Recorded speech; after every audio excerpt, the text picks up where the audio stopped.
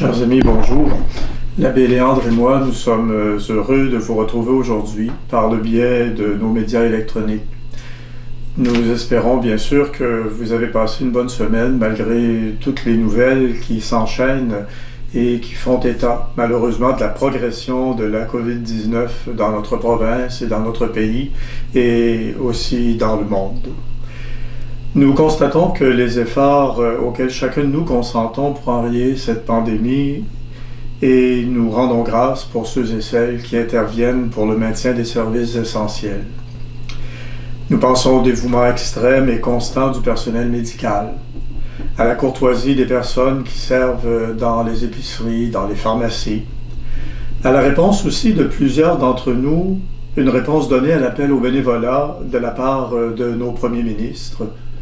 Nous pensons aussi aux multiples services rendus discrètement pour garder notre ville propre et sécuritaire. Nous pensons aussi à tous ceux et toutes celles qui joignent les rangs des personnes engagées dans le service des banques alimentaires. Nous sommes émerveillés aussi de voir combien chacun et chacune de nous cherchons à respecter la distanciation sociale.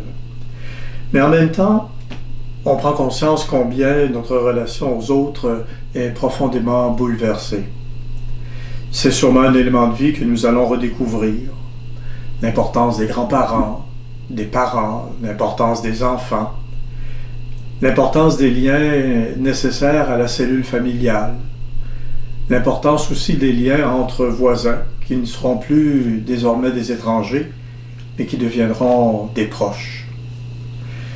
Vous savez, l'abbé Léandre et moi, chaque jour, nous prions pour que les personnes atteintes par le coronavirus se portent mieux. Nous prions pour leurs familles. Nous prions aussi pour les personnes qui en sont mortes. Et notre prière rejoint aussi les parties du monde les plus frappées.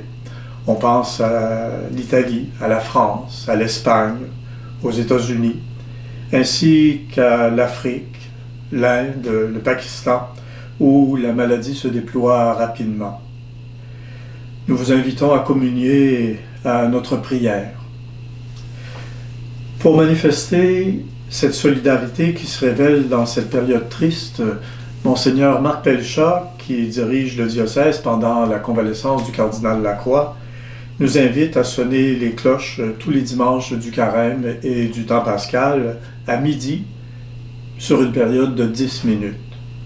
Une façon de nous joindre aux gens qui chantent sur leur balcon, aux personnes qui ont allumé des bougies à leurs fenêtres, aux artistes qui par leur musique et leur chant nous font réfléchir.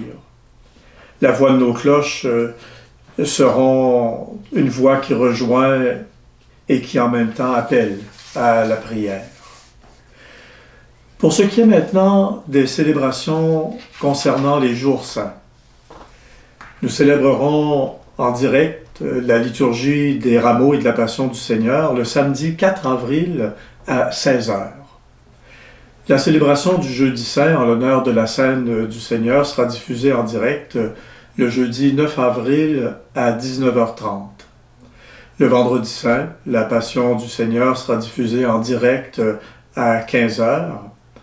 Le Samedi Saint, le 11 avril, la veillée pascale sera diffusée en direct à 19h30. Et le dimanche de Pâques, la messe sera diffusée en direct à 16h l'après-midi, ce qui nous permettra d'entendre le récit des pèlerins d'Emmaüs et de célébrer la Pâque avec eux. Toujours unis dans la prière, nous vous remercions de nous suivre et ainsi d'être célébrants avec nous de tous ces offices qui entourent le temps pascal, qui est le cœur de notre foi chrétienne. Maintenant, je vous propose ce moment de prière pour demander au Seigneur de veiller sur nous et de prendre avec moi quelques instants pour implorer la Vierge Marie sous le vocable de Notre-Dame de protection. Avant ce moment de prière, je veux vous souhaiter à chacun un beau et bon dimanche et aussi une bonne semaine.